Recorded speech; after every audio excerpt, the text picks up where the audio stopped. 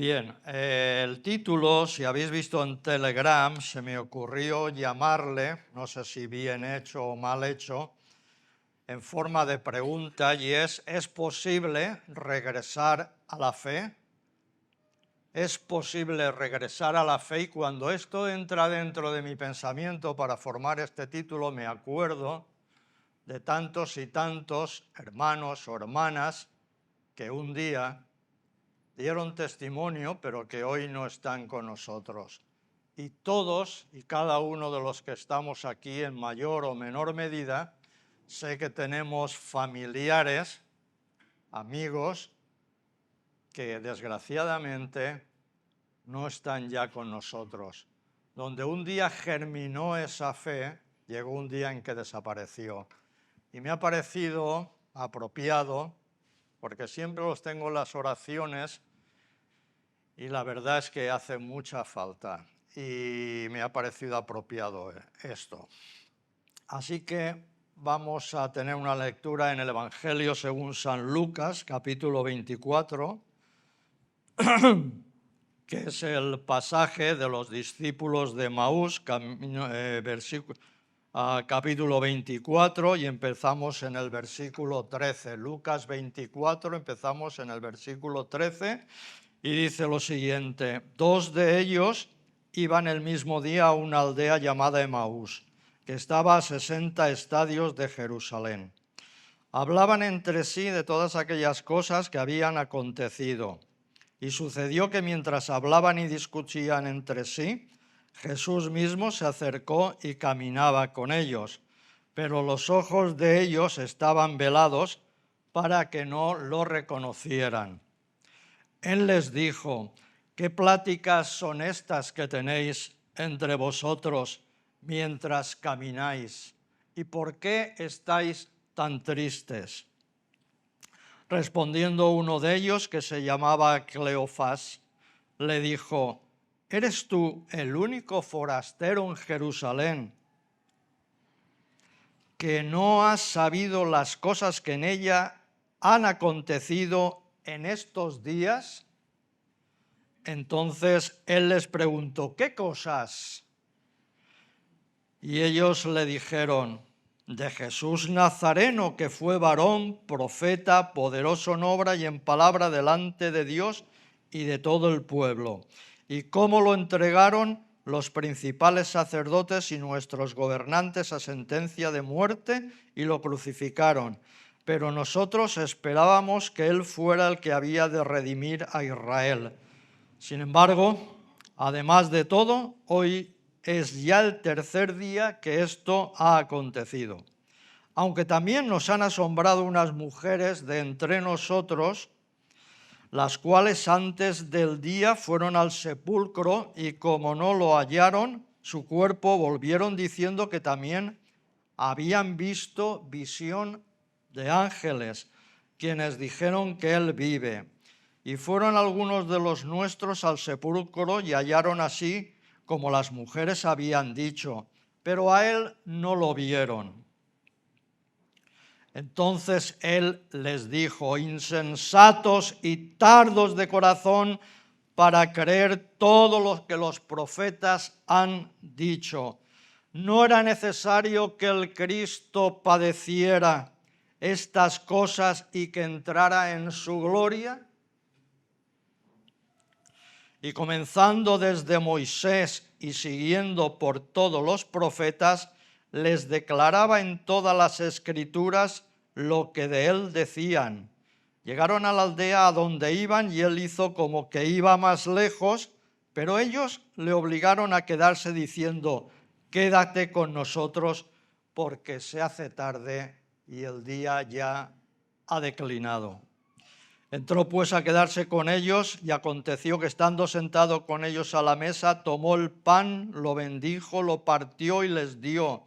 Entonces les fueron abiertos los ojos y lo reconocieron, pero él desapareció de su vista, y se decían el uno al otro: ¿no ardía nuestro corazón en nosotros mientras nos hablaba en el camino y cuando nos abría las Escrituras? Levantándose en esa misma hora, volvieron a Jerusalén y hallaron a los 11 reunidos y a los que estaban con ellos, que decían: «Ha resucitado el Señor verdaderamente y ha aparecido a Simón». Entonces ellos contaron las cosas que les habían acontecido en el camino y cómo lo habían reconocido al partir el pan. Bien, como no tengo PowerPoint porque no sé hacerlo, voy a dividirlo esto en 4 pasos. Seguramente no os acordaréis, pero yo voy a decir cada uno de los epígrafes. El primer paso que nos enseñan los discípulos de Emaús es aprender de ellos precisamente. O sea que el epígrafe sería aprender de los discípulos de Emaús, porque el encuentro del Señor resucitado con los 2 discípulos en el camino de Emaús ofrece uno de los relatos más hermosos. Fijaos que es una narración teológicamente profunda, pero al mismo tiempo perfectamente estructurada, de tal manera que se puede ver muy bien todo el proceso de los 2 discípulos de Emaús en su falta de fe y en su encuentro con la fe perdida. Lucas nos muestra en esta pequeña historia cómo llegar a la fe que en muchos casos se ha perdido o en otros casos está tremendamente debilitada y pende de un hilo. Porque el punto de partida de la historia que vamos a relatar es que los discípulos ya no creen. ¿Y cómo se puede saber que no creen? Pues se puede ver en sus pies. No veo ninguna sonrisa. Se puede ver en sus pies. Se puede ver en sus pies porque sus pies se alejan de Jerusalén. No están donde debían de estar. Se están alejando del lugar donde Jesús había llamado a su pueblo a la decisión y del lugar donde los discípulos de Jesús que habían huido inicialmente ya se estaban reagrupando. Pero los 2 discípulos que van camino de Emaús están a punto de rendirse, lo que se dice tirar la toalla. Y están muy cerca ya de romper con Jesús definitivamente. Y fijaos a qué extremo lo estoy llevando, porque es así como lo relata Lucas. Pero también nos vamos a fijar cómo luego vuelven a la fe después de todo lo que ha pasado. ¿Cómo puede ocurrir algo así? Pues sería muy precipitado por mi parte sacar conclusiones, porque tampoco quizá no estuviese muy acertado. Pero quisiera deciros que existe algo así como un síndrome del agotamiento de la fe. Y esto es un síndrome que se padece mucho en nuestros días y hace 2000 años, No perdáis la definición, síndrome de agotamiento de la fe, porque nuestra vida o es corta o es larga. Entonces, la fe va a transcurrir durante X años en cada uno de nosotros.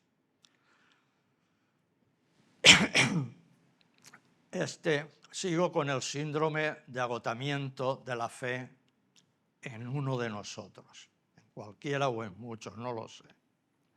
Pero en el exterior, aparentemente, todo sigue adelante, ¿verdad? La iglesia tiene sus reuniones, tiene sus actividades y todas estas cosas. O sea que diríamos que todo sigue funcionando.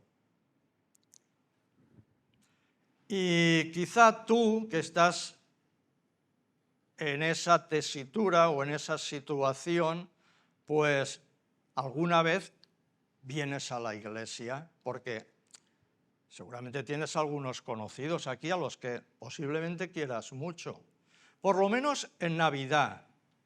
Quizá por aquello de que la Navidad es algo muy nostálgico, es especial, quizá porque tienes ya algún nieto a los que quieres ver aquí salir y dar testimonio, como hacen los niños, que lo hacen, por cierto, excesivamente bien. Y todo eso, ¿no? A veces es posible también en medio de nuestra, o al final ya de nuestra fe, que en algún momento de tu vida, pues, ores, porque tienes una necesidad urgente, tienes algo y seguramente te pones a orar al Dios que hace ya años, tiempo, del que quizá no te acordabas o lo habías aparcado ya fuera de ti. Pero la fe, queridos hermanos y amigos, la fe se consume en silencio.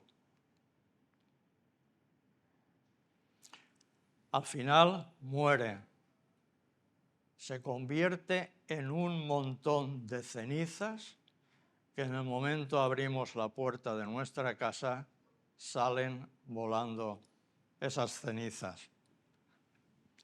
Y quizás sin que nos demos cuenta que esto es lo peor. Cuando algo así sucede,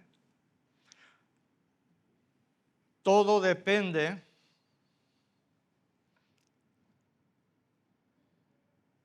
de que volvamos a tener fe y aprendamos a tratar con Dios, cosa que habíamos olvidado.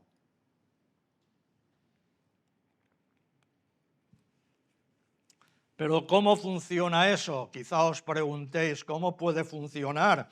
¿Cómo se puede volver a encontrar la fe en Jesús como lo hicieron los dos discípulos de Emaús? Pues vamos al segundo paso, hablar entre sí. El primer paso ha sido aprender de los discípulos de Emaús, que es lo que estamos haciendo. El segundo paso es hablar entre sí. Fijaos que al principio del relato se dice, mientras iban hablando de los recientes acontecimientos y conversando y discutiendo entre ellos. Es lo que nos presenta Lucas, cómo iban andando, conversando de todas estas cosas. Así que lo primero que nos damos cuenta es que no van cada uno por un lado, van los dos discípulos juntos. No se han separado, todavía sigue habiendo ese cariño que les une, ese proyecto que hizo nacer Jesús de Nazaret en sus corazones, y así que no van solos y van hablando entre ellos.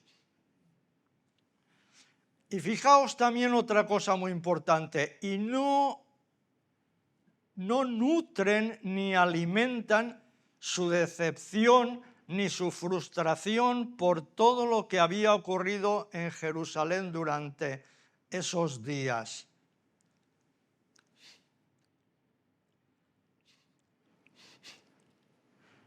Algo que es muy difícil entre nosotros, porque cuando pasa algo normalmente nos retroalimentamos el uno al otro y decimos, fíjate qué mal va eso, y el otro te apoya y dice, sí que va mal, y tú vuelves a decir, es que no se hacía esto, no se hace lo otro, ¿y por qué será? Porque hay una desidia, porque no se debe de hacer eso. Ellos están hablando y lo hacen, un verbo que utilizó Rubén el domingo pasado que me gusta mucho, inquiriendo. Es decir, inquirir, ¿qué está pasando? ¿Qué está pasando? Y eso es lo primero que tenemos que hacer nosotros en una situación así. Hablar entre nosotros de nuestra fe. Si yo tengo un problema de fe, si lo estoy pasando mal, si mi fe se desvanece como el humo del vapeo, que se lleva tanto ahora, yo tengo que hablar con alguien. Yo no puedo quedarme así. Yo tengo que coger a Emilio y tú al que seas, alguien que tengáis confianza y decirle, mira, a mí me pasa esto. ¿Esto por qué será? ¿Tú cómo lo ves? Pues mira, yo me encuentro peor que tú. Bueno, pues entonces vamos a arreglarlo entre los dos. O mira, esto, es decir, esto pasa por esto, por esto. ¿Cómo vamos a solucionarlo? Hay que hablar. No existe la fraternidad aislada. No lo existe para nada. La comunión es el síntoma principal del cristianismo. Todos unidos. Se reconocían que eran discípulos porque habían estado con Jesús. Así que nosotros lo que tenemos que hacer es hablar con nosotros mismos de nuestra fe, cómo está. Pero a veces no se habla y una persona se aleja y te enteras, ¿sabes que fulanito ya no viene? ¿Qué ha dicho? No, por favor, os lo ruego, hablad entre nosotros, hablemos entre nosotros de todo lo que nos pasa. Yo sé que es muy difícil, que hay una vergüenza natural que nos impide hacerlo. Preferimos estar solos con nuestra fe o con nuestra incredulidad, con una de las dos.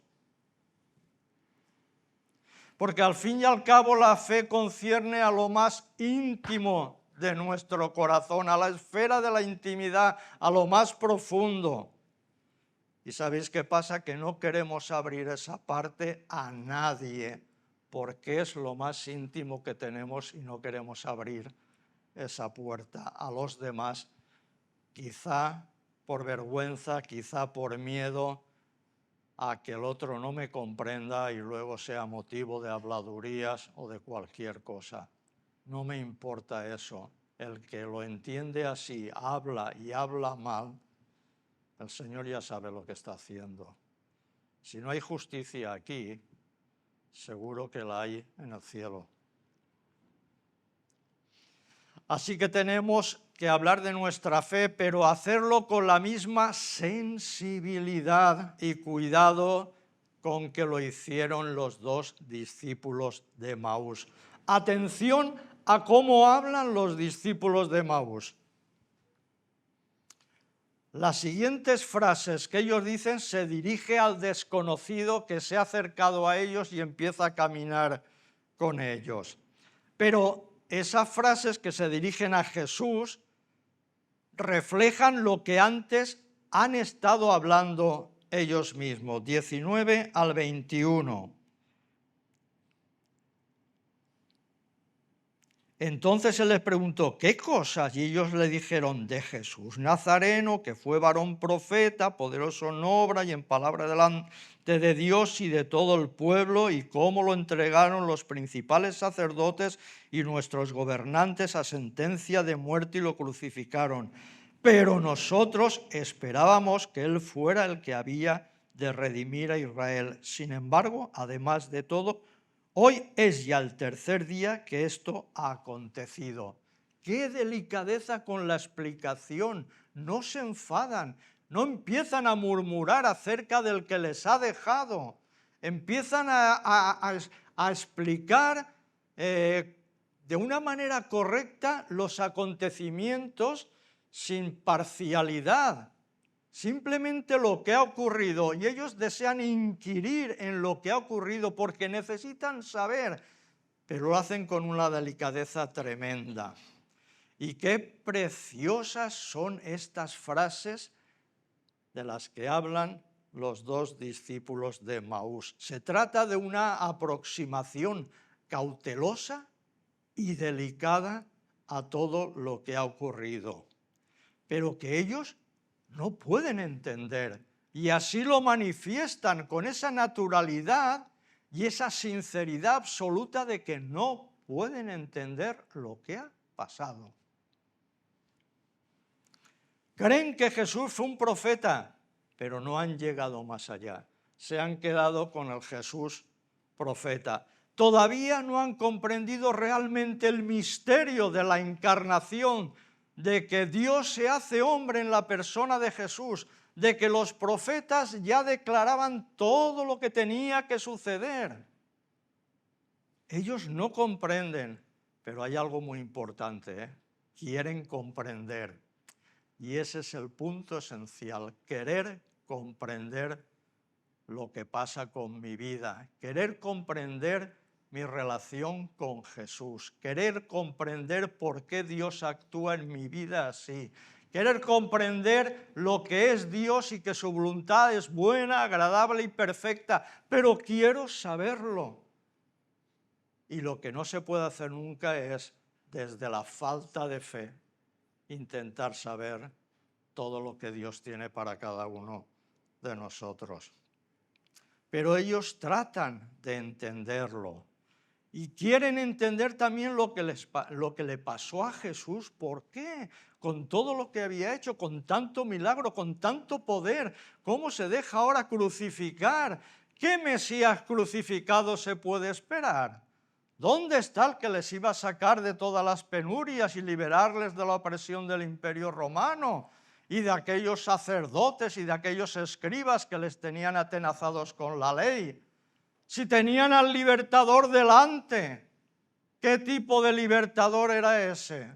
No entendían que solo el sacrificio de Jesús, el Cristo, el Hijo de Dios, derramando en la cruz su sangre por cada uno de nosotros, era el proceso de salvación que formaba parte de la economía de Dios.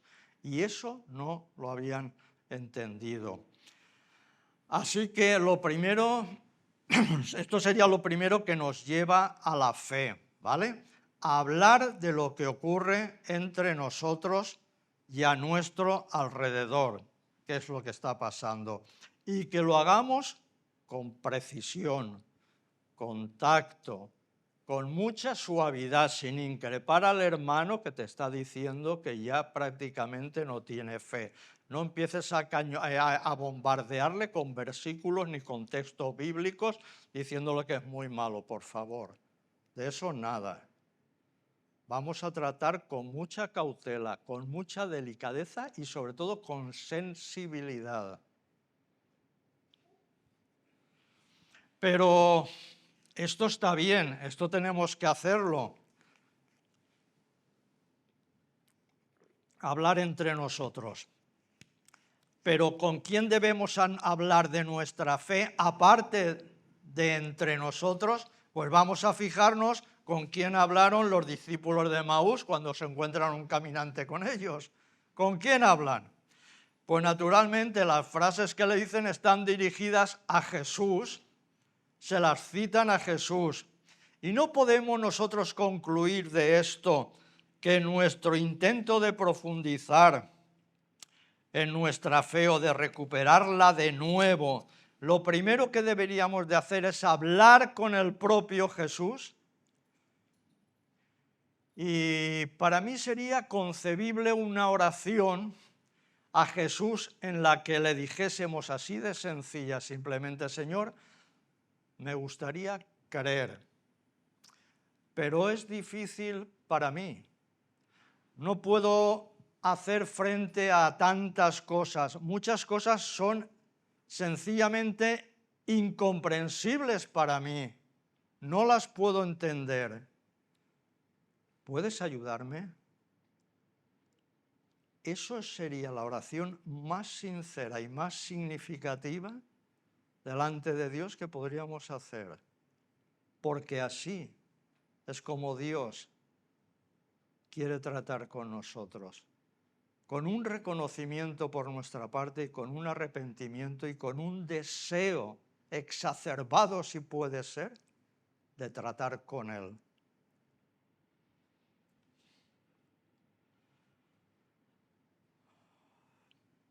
El tercer paso sería no apagar las llamas, porque el relato continúa. Ya han hablado con Jesús. Y una vez alcanzado el clímax, los dos discípulos que van camino de Maús se dicen: ¿no ardía en nuestro corazón cuando nos abrió las Escrituras en el camino y nos abría el significado de las Escrituras?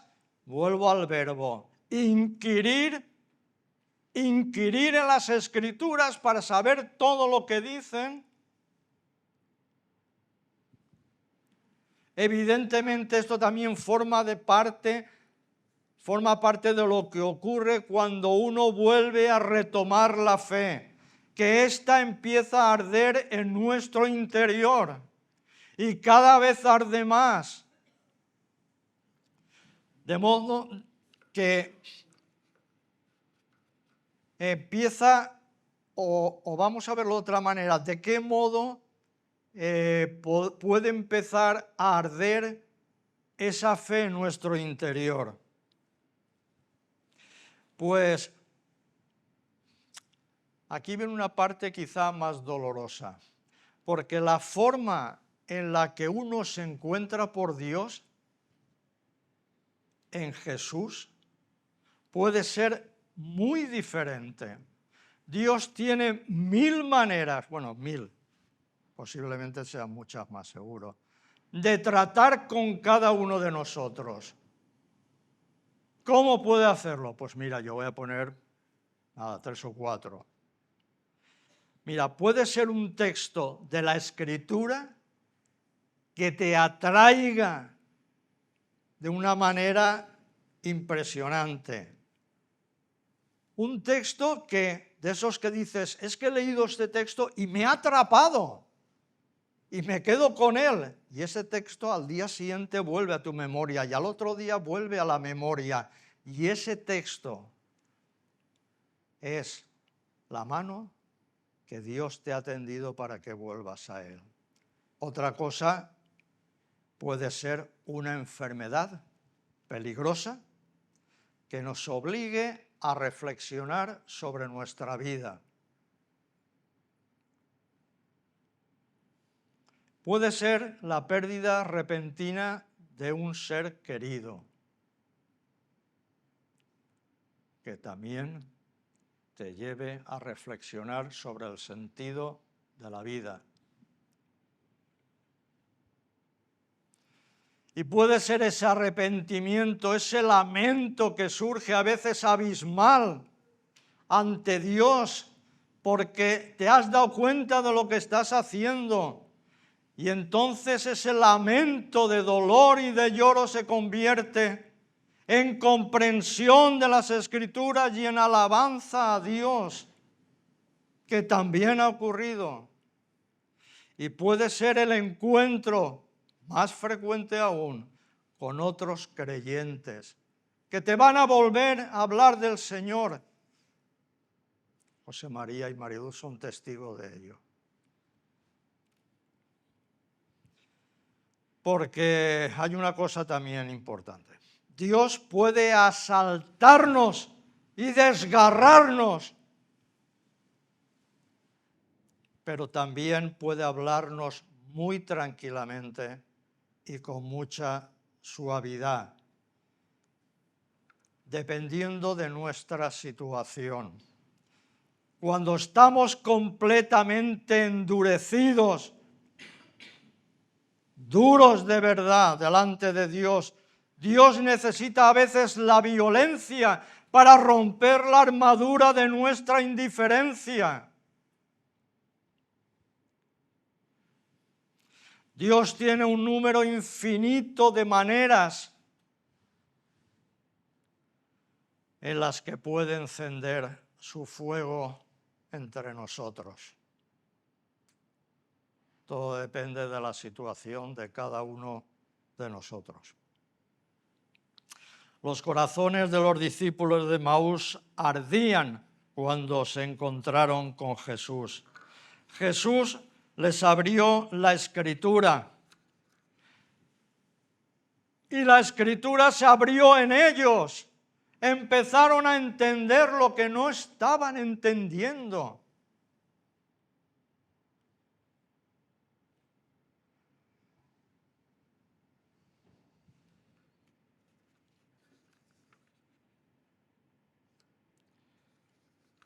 Así que voy a terminar. No apaguemos, por favor, el fuego que un día empezó a arder en ti y en mí y que quizá ahora ya no queda ni un rescoldo, ni siquiera como decía Isaías, el pábilo que humeare o la caña cascada. Dios no quiere apagar ese pábilo ni quiere romper la caña cascada. El cuarto paso es ir a donde están los demás, que es lo que hicieron los discípulos de Emaús.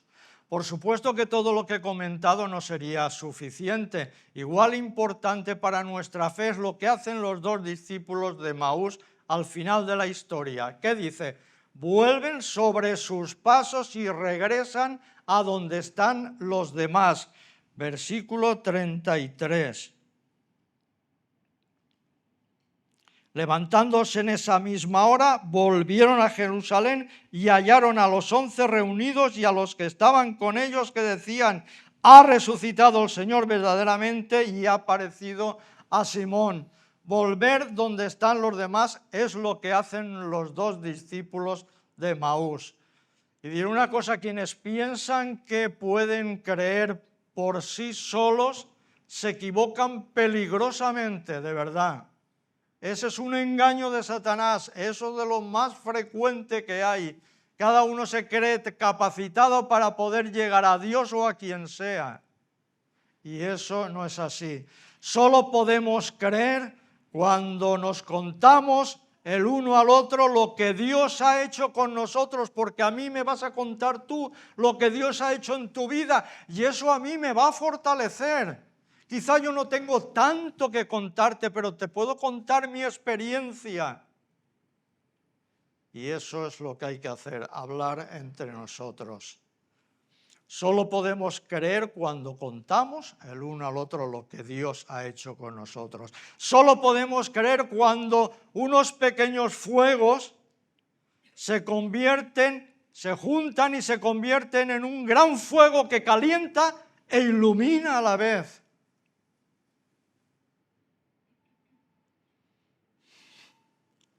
Solo podemos creer cuando Jesús está en medio de nosotros y parte el pan con nosotros, es decir, auténtica comunión, invitándole a cenar con nosotros en nuestra casa, donde estemos.